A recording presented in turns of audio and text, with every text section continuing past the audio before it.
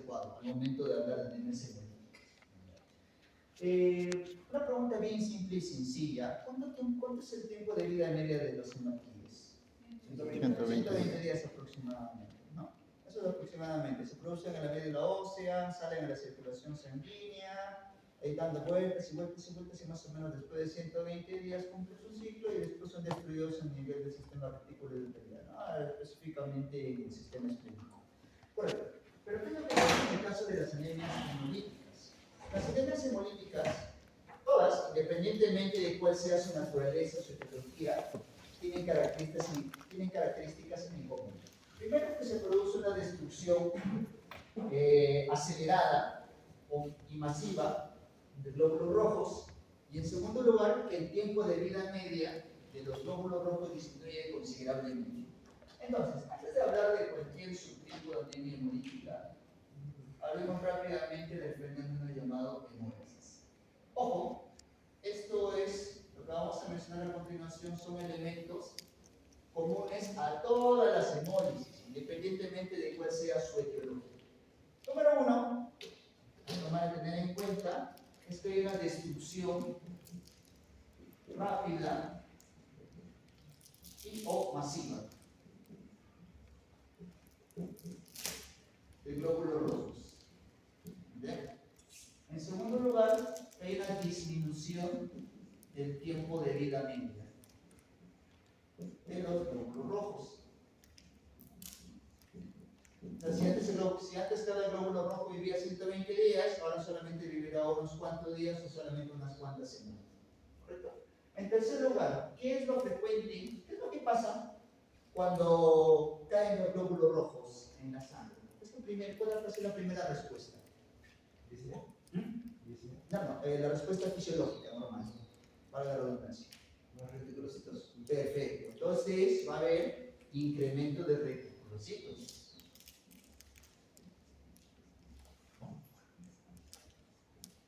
Entonces, hasta aquí vamos viendo dos o tres elementos comunes a todas las hemólisis. Número uno, hay una caída brusca, rápida de glóbulos rojos, en la mayoría de los casos. Número dos, el tiempo de vida medio de los glóbulos rojos disminuye considerablemente. Número tres, a consecuencia de ello, rápidamente la médula ósea va a responder generando mayor cantidad de reticulocitos. Y por lo general, la cantidad de reticulocitos va a superar el 5% aproximadamente. Díganle por favor al nuevo decano que me pongan plumones. Toda la dejamos así. ¿Qué otro elemento más? Como vemos acá en esta imagen, se produce la destrucción rápida de los glóbulos rojos, se va a liberar la hemoglobina, y la hemoglobina se va a dividir al mismo tiempo en grupo E y en grupo globina. Pero este aumento de esta destrucción rápida y masiva va a traer como consecuencia, ¿qué cosa? La producción de bilirrubinas. Y esta bilirrubina se va a producir clínicamente como ictiosis. Este es un elemento común para todas las causas de hemólisis. Cualquiera sea la causa de hemólisis, va a ir con ictericia. Más adelante vamos a ver que no siempre es así. Pero en general, toda hemólisis va a ir con ictericia. Por lo general va con ictericia. Y hay un elemento también común a todas las hemólisis, que es la ausencia de poluria.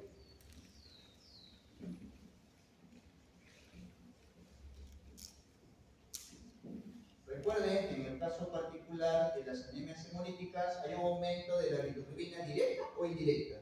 Indirecta, correcto. Predominio indirecto. Pregunta simple y sencilla: ¿la bilirrubina indirecta es soluble o es hidrosoluble o no es hidrosoluble?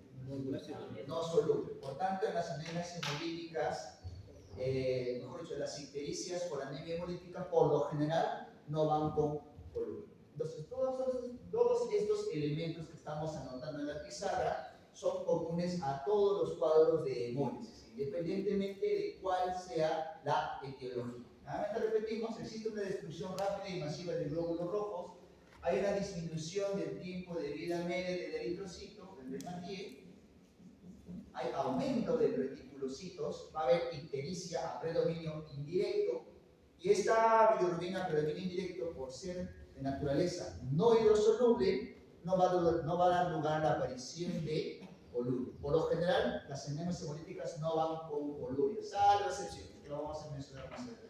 ¿Bien? Entonces, esto es lo que debemos tener en claro todos nosotros al momento de abordar a pacientes con anemias hemolíticas. Ahora sí, dos grandes grupos o dos grandes causas de hemólisis son las siguientes: las anemias hemolíticas primarias o congénitas, también llamadas,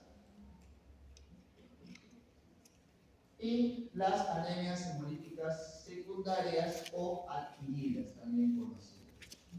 Entonces, cada vez que hablemos de anemias hemolíticas primarias, nos referimos a las congénitas. Y cada vez que hablemos de anemias hemolíticas secundarias, nos referimos a las adquiridas. Estos son los dos grandes grupos, o la gran clasificación de las anemias hemolíticas. Y en esta primera parte, vamos a hablar de las anemias hemolíticas congénitas. ¿Correcto? Muy bien. Entonces, vamos a dar un clic. Muy bien. Tres grandes causas al mismo tiempo. Dentro de las anemias hemolíticas primarias o congénitas hay tres grandes mecanismos, que son desórdenes en la estructura o síntesis de hemoglobina, deficiencias enzimáticas y anormalidades de las proteínas de la membrana eritrocitaria. Muy bien. En términos simples, puede ser porque hay un problema en la estructura de la médula, hay un problema en la membrana del glóbulo rojo, hay un problema en la hemoglobina que carga el glóbulo rojo, o hay un problema dentro de la enzima, dentro de alguna de las enzimas que carga el glóbulo rojo. En términos simples es eso. Repetimos. Las anemias hemolíticas primarias, sus tres principales mecanismos, en términos simples. Uno es porque hay un problema en la estructura de la membrana celular del glóbulo rojo. Número dos es porque el glóbulo rojo carga una hemoglobina defectuosa. Y número tres es porque el glóbulo rojo tiene algún defecto enzimático. Así de simple, así de sencillo. ¿Cuál de esos tres componentes es el más frecuente? ¿Alguien sabe? ¿Hemoglobina? No. No. Membrana. Las membranopatías son la causa más frecuente de anemias hemolíticas congénitas.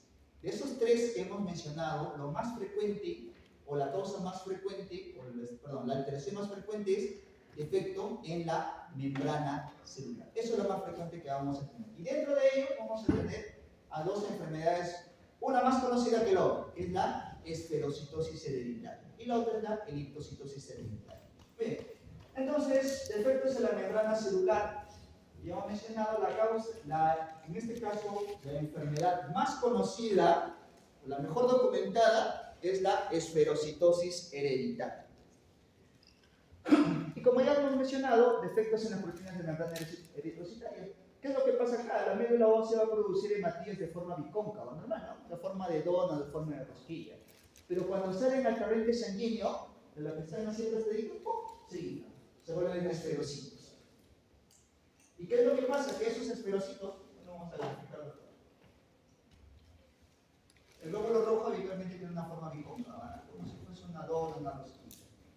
Pero ¿qué es lo que pasa? Cuando sale de la médula ósea hacia el torrente sanguíneo, pierde la forma, se infla. Entonces, este cambio va a generar una consecuencia inmediata, que es el momento que el glóbulo rojo pasa por los sinusoides esplénicos, se quede atorado. Se atoran, no pueden pasar, y al atorarse, ¿qué es lo que ocurre? Se destruyen más rápido. ¿Para qué sirve la forma bicóncava del glóbulo rojo, por cierto? Correcto, esa forma no es adrede, esa forma le permite desplazarse fácilmente entre los capilares sinusoidales, vénulas, arteriolas, etcétera, etcétera, ¿no? Pasa tranquilo, regresa, pasa a través de los capilares sinusoidales. Pero ¿qué pasa si no tiene esa forma? Simple y llanamente se queda atorado en el vaso sanguíneo, en el vaso, y se destruye con facilidad.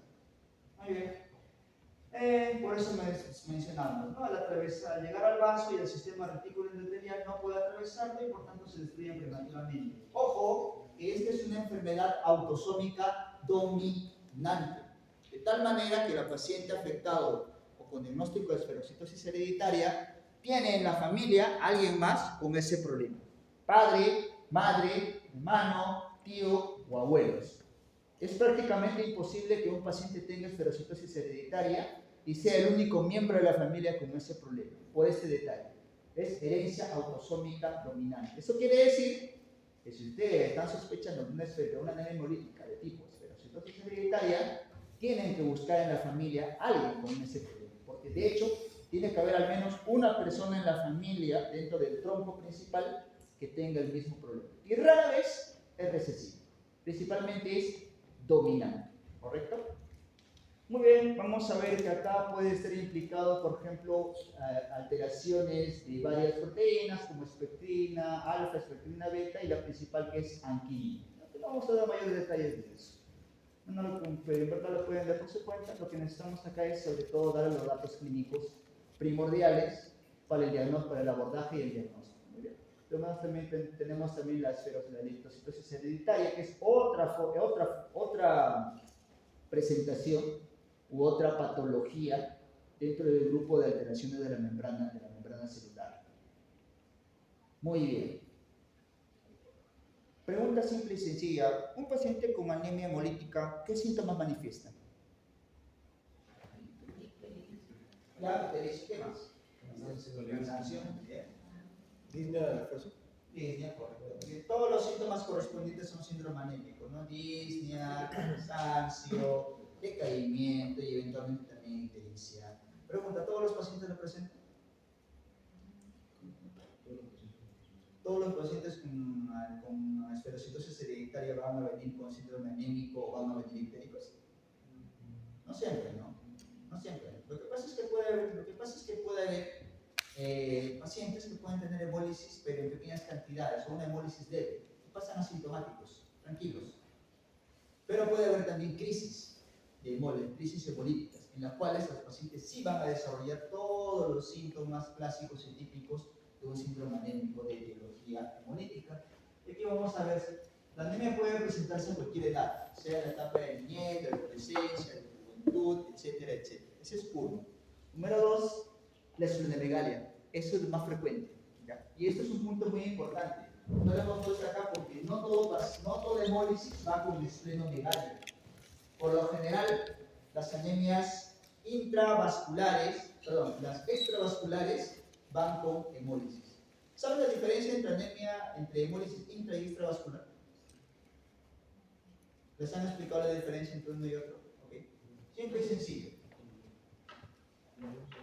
La hemólisis puede ser intravascular o extravascular.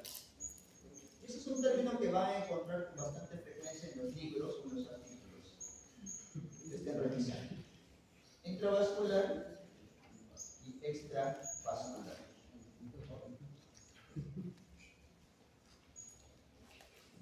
Muy bien. La hemólisis intravascular, como su nombre lo indica, es la hemólisis que se produce dentro de los vasos sanguíneos. Por algún motivo los glóbulos rojos se destruyen dentro de los vasos sanguíneos. Eso es lo normal. El glóbulo rojo se destruye en los vasos sanguíneos. No es lo normal. ¿No? Lo normal es que se destruya fuera de los vasos sanguíneos a nivel esplénico, a nivel del sistema retículo endotelial. Entonces, la destrucción normal de los glóbulos rojos que se produce, valga la redundancia, en el vaso o en el sistema retículo endotelial se conoce como hemólisis extravascular. Esto se produce entonces en nivel de vaso. Por tanto, la hemólisis intravascular se produce fuera del vaso.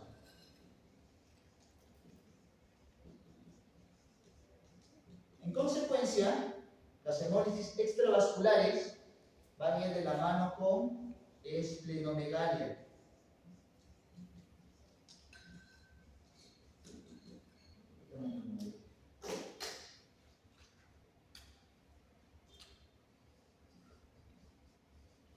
Mientras que las hemólisis intravasculares no van con esplenomegalia.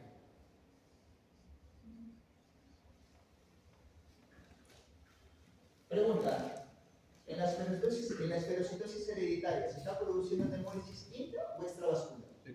Extravascular. Por tanto, van con esplenomegalia.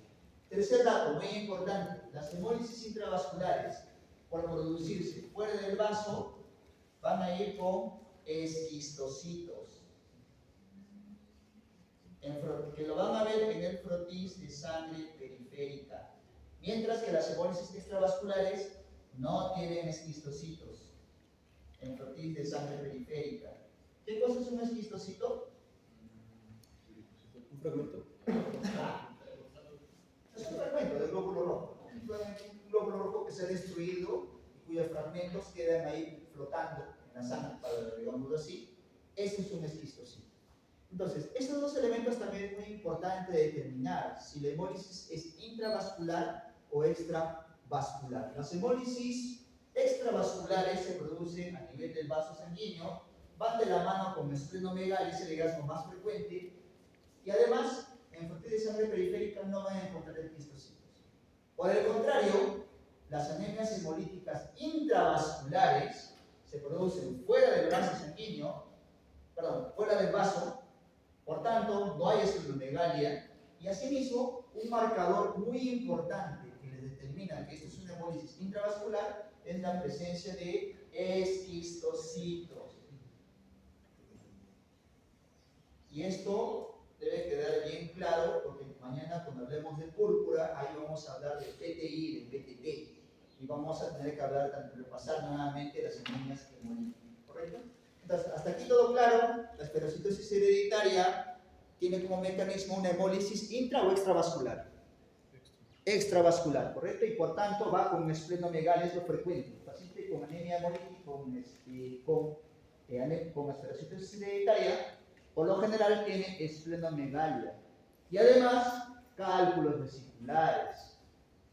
Los pacientes jóvenes, los que tienen hemólisis leve, pueden desarrollar a temprana edad cálculos de origen biliar. Eso también es bastante frecuente en pacientes con esferocitosis hereditaria y pueden presentar las crisis aplásicas. Es decir, va a llegar un momento en el cual el paciente súbitamente o bruscamente va a desarrollar pancitopenia. Bruscamente. Es lo que se conoce como crisis aplásica y que suele verse sobre todo en niños, no tanto en adultos. ¿Correcto? Y en analítica, bueno, lo que mencionamos, lo que es frecuente a todas las anemias hemolíticas. Aumento de reticulocitos. En frotis de sangre periférica vamos a encontrar microesferocitos. Pregunta, ¿el test de Coombs será el test de Coombs positivo o negativo? Negativo. ¿Seguro? ¿Negativo? ¿Qué es el test de Coombs? Identifica anticuerpos sobre la superficie del eritrocito. Correcto. Aquí en la fisiopatología de anticuerpos, nada tiene que ver entonces, ¿no? Por tanto, esta es una anemia hemolítica Coombs negativa, ¿correcto? Que, mira, aquí tenemos una vesícula con hartos cálculos biliares. Y aquí vamos a observar, esto es un glóbulo rojo de características normales, pero acá vemos esferocitos. Estas cositas que ven acá, que parecen como manchitas blonditas, estos son los esferocitos. Muy bien, igual lo mismo acá, ¿no? Aquí tenemos esferocitos, que son más pequeños que los glóbulos rojos normales. Muy bien, ¿cómo hacemos el diagnóstico? Rápidamente. Una vez identificado al paciente con anemia hemolítica, con esplenomegalia, con Coombs negativo y todas las características sugerentes de anemia hemolítica, la prueba fundamental viene a ser el test de EMA, o mejor dicho, citometría de flujo. ¿Para qué? Para identificar a la proteína que está defectuosa. La citometría de flujo entonces nos permite diagnosticar cuál es la proteína que está implicada o que está defectuosa y es el origen de la anemia hemolítica, de la esferocitosis hereditaria. Recuerda lo que comentamos hace un momento. Hay varias proteínas que están implicadas, siendo la principal la anquilina. Muy bien. Ahora, hay un test clásico que es el test de fragilidad. No sé si alguno lo ha leído ahí o sabe qué es el test de fragilidad. Es un test bastante antiguo que todavía tiene validez y lo hacen en nuestro hospital. Bueno, de hecho todos los hospitales todavía lo hacen. ¿Saben qué consiste? ¿Qué cosa es el test de fragilidad? A ver, el test de fragilidad consiste en lo siguiente. Tomamos una muestra de sangre del paciente con sospecha de esferocitosis hereditaria y lo sometemos a un medio hipertónico. En condiciones normales, si yo someto una célula de nuestro cuerpo a un medio hipertónico, ¿qué es lo que va a pasar? Se va a alisar. Su membrana se va a romper, se va a alisar. Muy bien, perdón, me corrijo entonces, es un medio hipotónico. Disculpe, me corrijo. ¿Qué es lo que va a pasar si lo someto a un medio hipotónico? Correcto, muy bien, se va a dermatizar, se va a hinchar. En condiciones normales, el glóbulo rojo normal se va a hinchar, pero no va a reventar, no va a explotar. En cambio, el glóbulo rojo, o en este caso el esferocito, también se va a comenzar a dermatizar, pero se va a destruir rápidamente. Ese es el llamado test de fragilidad. Someter a los glóbulos rojos del paciente con sospecha de esferocitosis a un medio hipotónico, de tal manera que se induzca edema celular, pero en glóbulos rojos normales no va a explotar. En cambio, en esferocito se va a reventar rápidamente. Esto es el llamado test de fragilidad. Es una prueba que hasta el día de hoy está vigente, tiene una buena sensibilidad, pero obviamente el diagnóstico definitivo, el método de elección viene a ser el test de EMA con citometría de flujo. Si por ahí le hacen una pregunta, ¿cuál es el método de diagnóstico de preferencia para el diagnóstico, para identificar esferocitosis hereditaria? Es el test de EMA. Y alternativamente el test de fragilidad capilar. Muy bien, ¿cuál es el tratamiento? El único tratamiento es esplenectomía. ¿Por qué? Porque esta es una enfermedad congénita. Es autosómica dominante. De por sí las enfermedades congénitas no tienen una cura como tal. La única forma de poder ayudar al paciente es realizando esplenectomía, para de esa manera disminuir los cuadros de hemólisis y de esa manera corregir lo que es la ictericia y la anemia hemolítica. ¿Correcto? Es el único tratamiento disponible para pacientes con esferocitosis hereditaria. ¿Hasta aquí alguna duda, alguna pregunta o algo que no haya quedado claro de la electroforesis? La electroforesis, correcto. La electroforesis de proteínas de membrana deficitaria es una prueba que también nos permite identificar la proteína que puede estar implicada en la génesis de la esferocitosis hereditaria. Tanto el test de EMA como la electroforesis de proteínas de membrana nos van a permitir identificar cuál es la proteína que está implicada, cuál es la proteína defectuosa o deficiente que es la que genera la esferocitosis hereditaria. Mencionábamos hace un rato que son varias proteínas implicadas: espectrina, anquilina. De todas ellas, la más frecuente, la que con más frecuencia está afectada, es la anquilina, pero no es la única. De todas maneras, repetimos, la prueba tiene como finalidad diagnosticar cuál es la proteína que puede estar implicada en la génesis. Sin embargo, sabemos que al final todo paciente con esferocitosis hereditaria va a tener que terminar en esplenectomía. Esto es más que nada para complementar el estudio.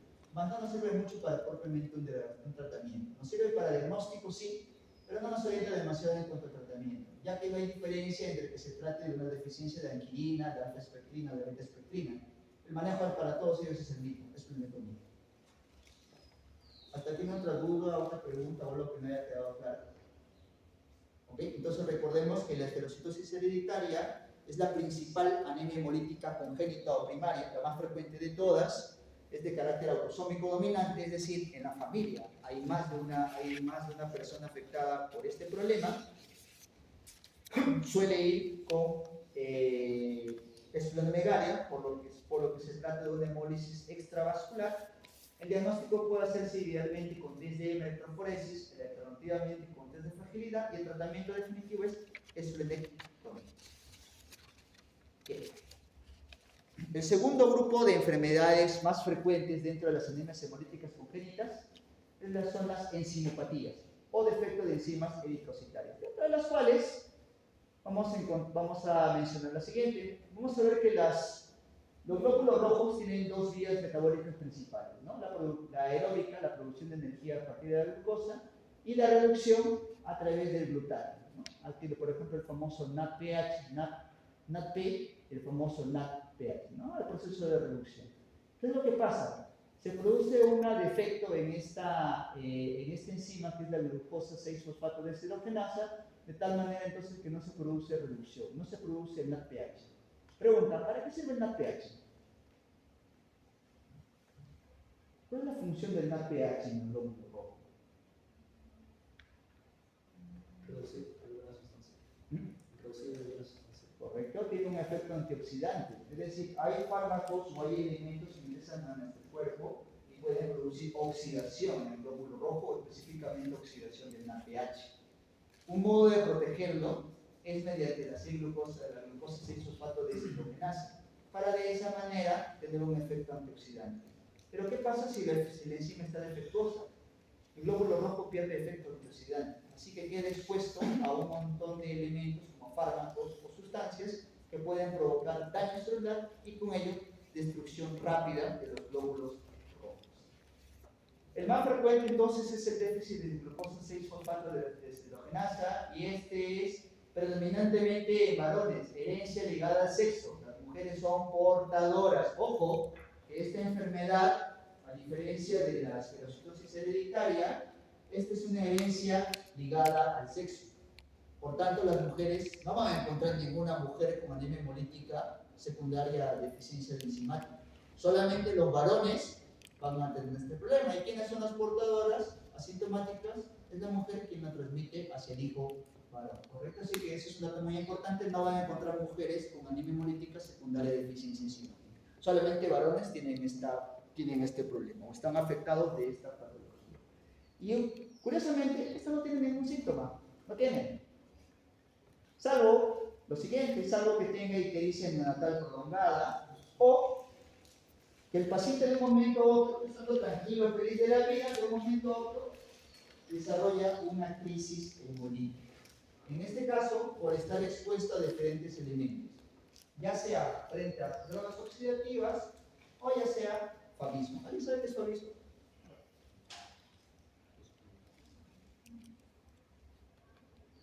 ¿Alguien lo conoce? Cagaba, ¿no? Por un Romero. No es su tiempo, es de mi tiempo, no es de su tiempo de ustedes, pero es acto conocido. ¿Por qué creen que le comen? ¿Por qué creen que le cuesta la caradera? Sí, correcto. Porque el favismo es el consumo de habas. El favismo es el fenómeno por el cual un paciente cuando consume habas y parecidos desarrolla la ictericia. ¿Por qué? Porque las habas tienen un elemento que produce una rápida oxidación de los glóbulos rojos, que en situaciones en las cuales hay deficiencia enzimática, rápidamente van a provocar hemólisis. Y lo otro es la hemólisis frente a drogas oxidativas. ¿Correcto?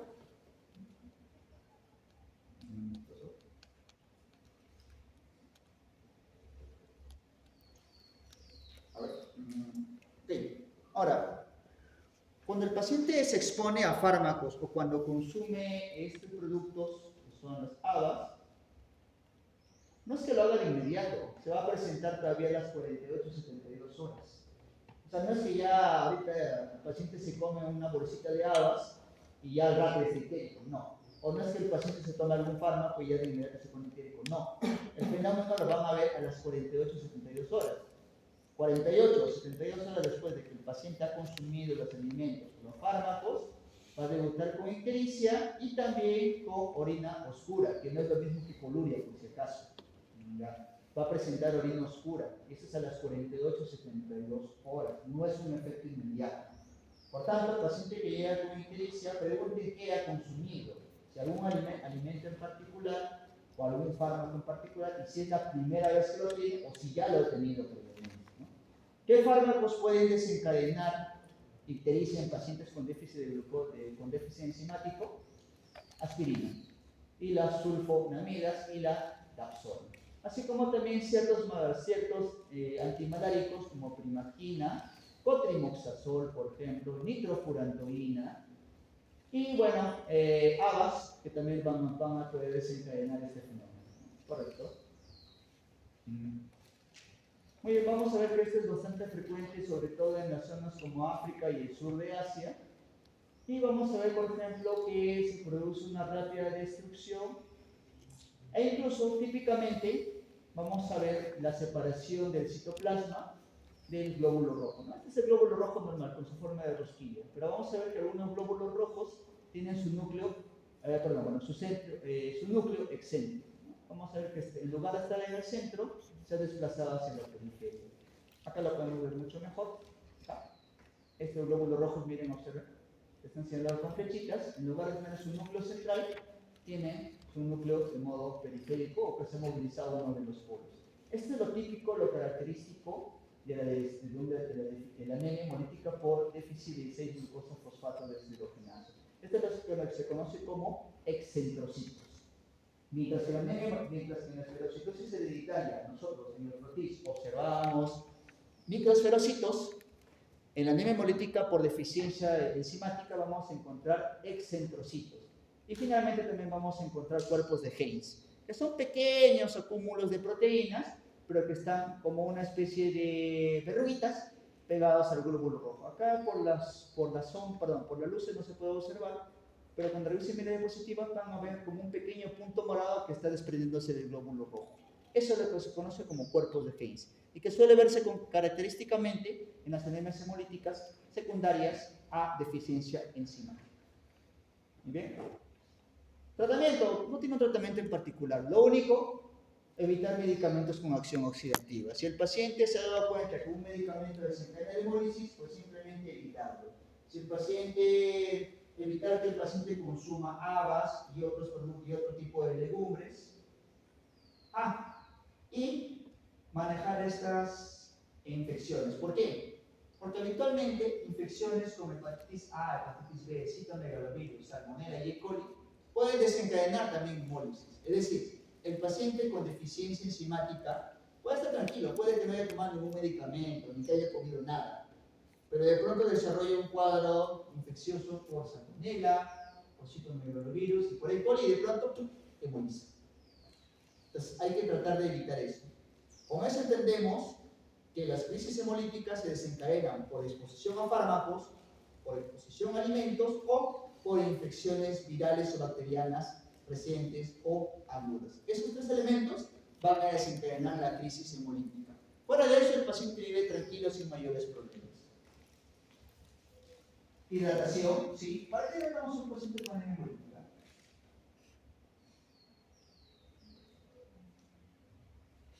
En general, los pacientes con anemia hemolítica a veces lo hidratamos, ¿pero para qué?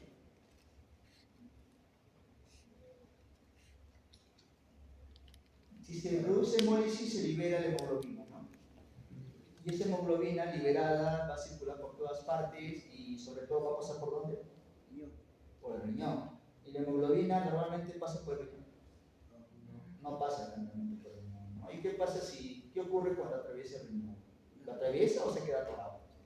Ahora, ¿y qué eso puede producir qué cosa? Puede producir acné, ¿sí? Recuerden, la hemoglobinuria puede producir acné, es una causa de acné intestinal. Entonces, una estrategia en los pacientes con crisis hemolíticas, eso es para crisis hemolíticas agudas severas, es hidratarlo. ¿Para qué? Para de esa manera prevenir o intentar prevenir la falla renal por hemoglobina.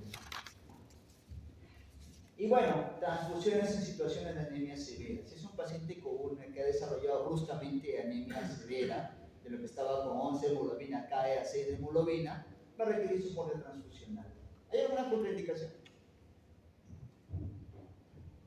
¿Está contraindicado transfundir a estos pacientes? ¿O no? ¿Había algún problema en transfundir? ¿Se destruían los glóbulos rojos? ¿Qué opinan?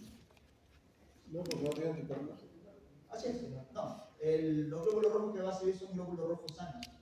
No tiene nada que ver porque esto es un defecto enzimático propio del paciente. Si le pasa el glóbulos rojos sanos, no se van a destruir, ¿correcto? Entonces sí es factible poder darle soporte transfusional siempre y cuando la situación lo amerite, ¿correcto? Bien. Y dentro de las anemias hemolíticas primarias, las menos frecuentes son las talasemias. Los desórdenes de la hemoglobina, también conocidos como talasemia. Esto es lo menos frecuente. Y de hecho, pocas veces van a encontrar pacientes con talasemia. Ahora, para entender las talasemias debemos recordar un concepto básico. La gran molécula de hemoglobina está formado por dos cadenas alfa y dos cadenas beta, ¿correcto? Dos cadenas alfa, dos cadenas beta. Esa es la estructura normal.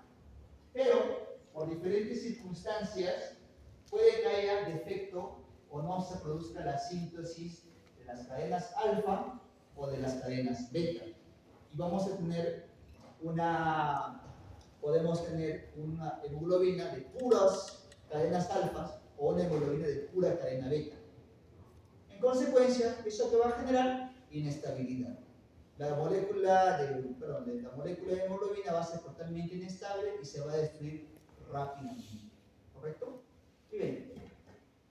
Tres grandes síndromes clínicos de la talasemia. Tenemos la talasemia mayor, la talasemia intermedia y la talasemia menor, también conocida como rasgo talasémico.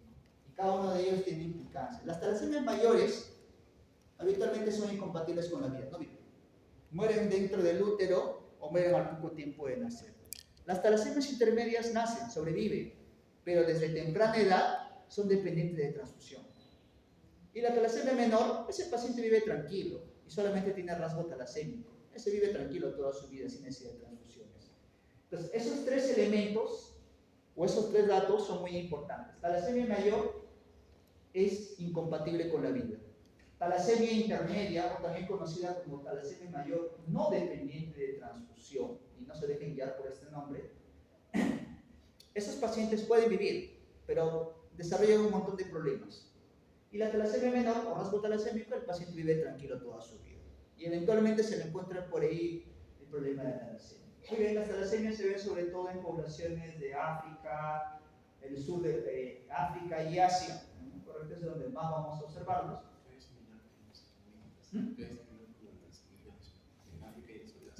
Correcto. De hecho, las talasemias se piensa o se considera que son un mecanismo de defensa frente a paludismo. Recuerden que toda esta zona que está subrayada acá es zona de paludismo.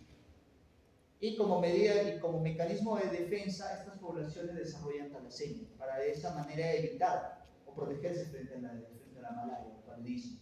Pero el problema es que eso también va a generar una serie de problemas para los pacientes. Muy bien, las alfa-talasemias. Ok, antes de eso, tenemos alfa-talasemias y beta-talasemias. Ya mencionamos que tenemos talasemia mayor, talasemia intermedia y talasemia menor. Ahora, según la cadena que está afectada, tenemos alfa-talasemia, si están alterados la cadena alfa, y beta-talasemia, si están alterados las cadenas beta. ¿Cuál es más frecuente? Las alfa-talasemias. Las alfa-talasemias son más frecuentes que las beta-talasemias. Y dentro de las alfa-talasemias, vamos a ver que depende de la cantidad de genes alterados en el cromosoma 16. Recuerden que en general, cada cromosoma aporta 2 genes. En total tenemos 4 genes para la producción de hemoglobina. De tal manera de que si los 4 genes están alterados, no hay cadenas alfa, es pura cadena beta, es incompatible con la vida. Y esto es lo que va a generar el hidros fetales, la muerte intraútero. Es decir, si está comprometido todas las cadenas alfa, eso es incompatible con la vida. Ahora, si están comprometidos 3 genes y solamente un gen está viable, puede vivir, pero va a desarrollar anemia moderada, va a desarrollar esplenomegalia, se conoce como enfermedad de la hemoglobina H, y si solamente hay compromiso de 1 o 2 genes, va a desarrollar rasgo talasémico, nada más, ¿correcto? De tal manera entonces que repetimos, si están afectados todos los genes, va a dar alfa-talasemia mayor. Si están afectados 3 genes, alfa-talasemia intermedia. Y si está afectado solamente 1 o 2 genes, alfa-talasemia menor. ¿Correcto? Hidros fetales, alfa-talasemia mayor, incompatible con la vida, muerte intraútero. ¿Correcto? Beta-talasemia, lo mismo. Beta-talasemia mayor, beta-talasemia intermedia y beta-talasemia menor. Muy bien, en este caso, las beta-talasemias,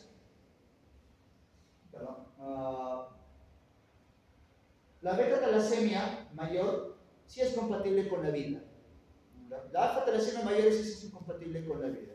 Pero la beta-talasemia mayor puede vivir el paciente.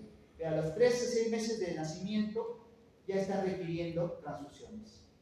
Un bebé de 3 a 6 meses que de pronto requiere transfusiones, tiene retraso en el crecimiento, hay palidez y distensión abdominal por hepatoesplenomegalia. ¿Correcto? Y se va a presentar típicamente el cráneo en cepillo. Este, por ejemplo, es el rostro de un niño afectado por una beta-talasemia mayor y este es el cráneo en cepillo. Pregunta. Vamos a ver que incluso va a tener masas mediastinales y masas lumbares. Pregunta, ¿por qué el paciente con beta-talasemia mayor tiene hepatoesplenomegalia y por qué tiene cráneo en cepillo?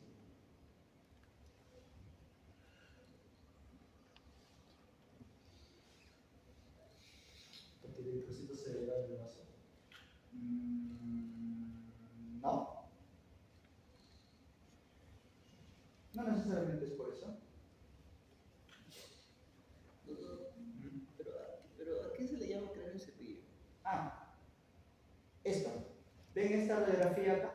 Sí, Es como si fuese un cerdo, ¿no? Ese es el famoso cráneo en cepillo, que seguro lo han visto en el tipo de semiología o en el libro de semiología que lo mencionan típicamente, o en radiología. Ese cráneo en cepillo es lo que se observa en las talasemias. Las La metatalasemias. Los folículos pilosos. ¿Ah? Los folículos pilosos. No, es un crecimiento óseo. Estos son espículas óseas, así es. El cual se conoce como cráneo en cepillo. Lo que ustedes están observando aquí son espículas óseas. La pregunta es, ¿por qué los pacientes con metatalasemia desarrollan cráneo en cepillo y hepatosplenomegalia? ¿Hay un depósito, doctor? No. ¿Qué es lo que pasa con estos pacientes? Como existe un defecto genético y no producen hemoglobina anormal. Entonces, lo que va a hacer el cuerpo es activar los órganos hematopoyéticos de la etapa fetal.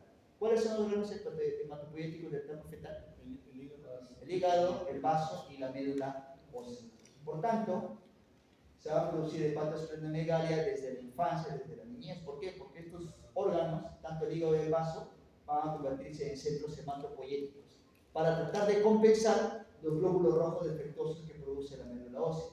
Y eso también va a conducir a engrosamiento de la tabla ósea y con ello la formación de espículas y el famoso cráneo en cepillo. Ese cráneo en cepillo y ese engrosamiento óseo que van a ver típicamente en el niño con beta-talasemia es a consecuencia de la reactivación de los centros hematopoyéticos fetales. Repetimos, como la médula ósea del paciente produce pura hemoglobina defectuosa, lo que va a hacer el cuerpo es activar o reactivar los centros hematopoyéticos de la vida fetal, que son el hígado y el vaso. En condiciones normales no tiene por qué producir elementos fondos de la sangre. Así como se va a producir también engrosamiento de la tabla ósea, y por eso los pacientes van a tener una fase un poco tosca, ¿no? Como si tuviese gresil, como si tuviese pómulos grandes, nariz ancha, frente ancha, a consecuencia de la reactivación de los centros hematopoyéticos de la vida fetal. Así también puede aparecer masas mediastinales, que son tejidos de reactivación hematopoyética, y también pueden aparecer masas lumbares.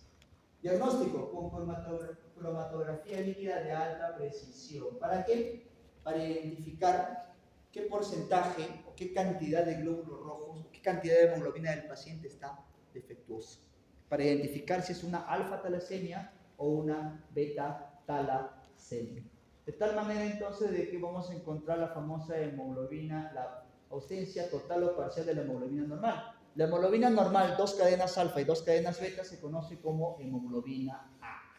Y si nosotros tenemos hemoglobina A2, que es la hemoglobina defectuosa, por encima de 3.5, es diagnóstico para talasemia, para beta-talasemia menor. Ok, este es un cuadro, pero este es un algoritmo que nos puede ayudar a identificar el rasgo talasémico, la talasemia menor o la talasemia mayor, y finalmente el tratamiento de las talasemias mayores, ¿no? Si se trata de talasemias que sobreviven, estos pacientes toda la vida van a estar requiriendo de transfusiones, ¿no? La alfa-talasemia intermedia y la beta-talasemia mayor van a ser toda la vida dependientes de transfusiones. Y lo ideal es que estos pacientes mantengan hemoglobina por encima de 10. Es la única situación, es una de las pocas situaciones en las cuales se pide que la hemoglobina post-transfusional esté por encima de 10. ¿Para qué? ¿Por qué se quiere asegurar o por qué se pide que estos pacientes tengan hemoglobina por encima de 10? ¿Ah? No. No. Es para asegurar un adecuado desarrollo y crecimiento. Recuerden que esto comienza en la niñez. Los niños desde temprana edad comienzan con múltiples transfusiones y constantemente están haciendo anemia severa. Lo ideal es llevarles hemoglobina de 10 para asegurarse o para procurar que el paciente pediátrico tenga un adecuado crecimiento y desarrollo. Por eso es que en ellos se pide que idealmente estén por encima de 10. Pero, ¿cuál es el problema de transfundir muchas veces a un paciente? ¿Cuál es una consecuencia de transfundir demasiado? Ya, puede carecer hipocalcemia, pero ¿qué otra cosa más?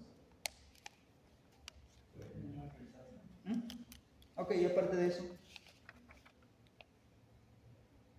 cuál es el elemento base o fundamental de la hemoglobina? Hierro. Si le transfundimos constantemente al paciente, vamos a generar sobrecarga de hierro, vamos a generar toxicidad por hierro. Para eso entonces utilizamos quelantes de hierro, como desferracidox y desferroxamina, que también debe ser incluido como parte del tratamiento de los pacientes con talasemia, que requieren soporte transfusional, y ácido fólico para prevenir las crisis hemolíticas, ¿no? Y esplenectomía toda vez que el paciente sea mayor a los 6 años. ¿Tiene cura? Sí tiene cura. Trasplante alogénico de células madre. ¿Qué cosa es un trasplante alogénico? ¿Qué entienden por alogénico?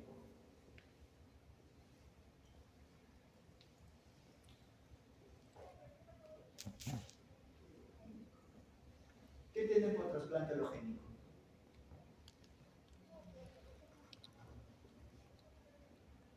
Trasplante alogénico implica que otra persona le dona al paciente.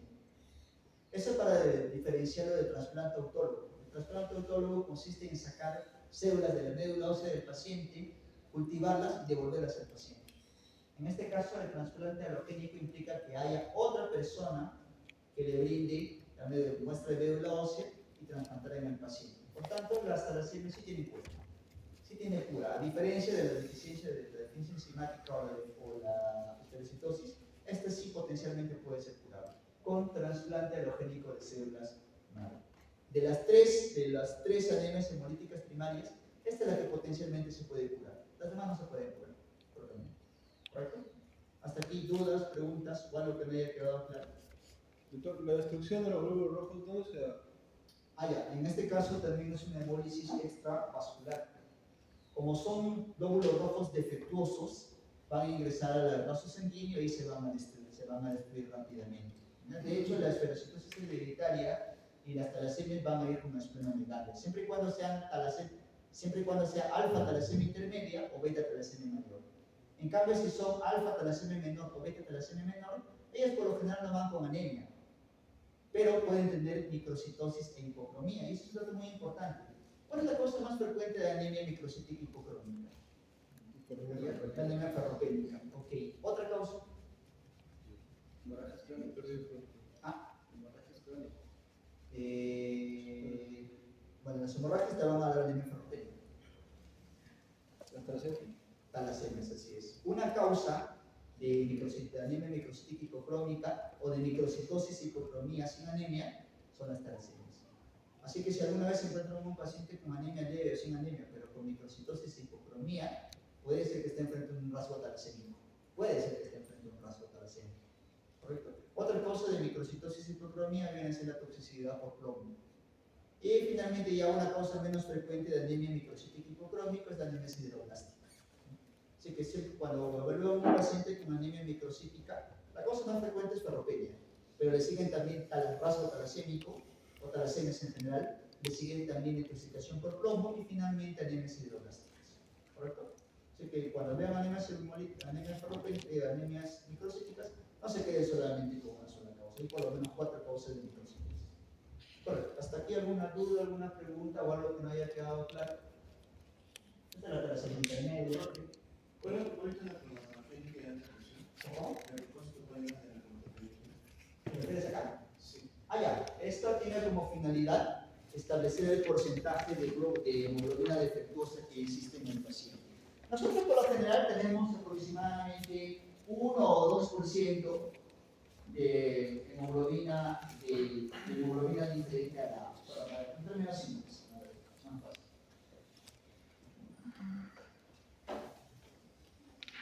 Vamos a ponerlo por acá. Del 100% de nuestra hemoglobina de todos nosotros, aproximadamente el 98% es hemoglobina de tipo A. Pero por ahí tenemos un 2% de otro tipo de hemoglobinas.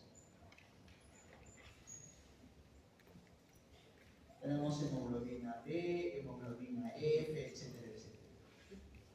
¿Correcto? Pero el 98% de nuestra hemoglobina es hemoglobina A. El estudio de cromatografía lo que permite determinar qué cantidad hay de glóbulo, digo, de hemoglobina normal y qué cantidad hay de glóbulo rojo, digo, de hemoglobina anormal. En este cuadrito que he colocado aquí a continuación, aquí se hace la cuantificación.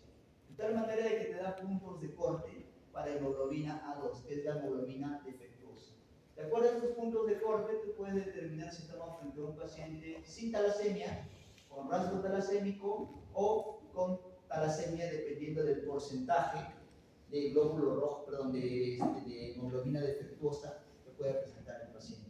¿Correcto? Entonces recordemos, el 98% de la hemoglobina en nuestra sangre es hemoglobina A, pero cargamos con un pequeño porcentaje de hemoglobina B, hemoglobina F, etcétera, etcétera.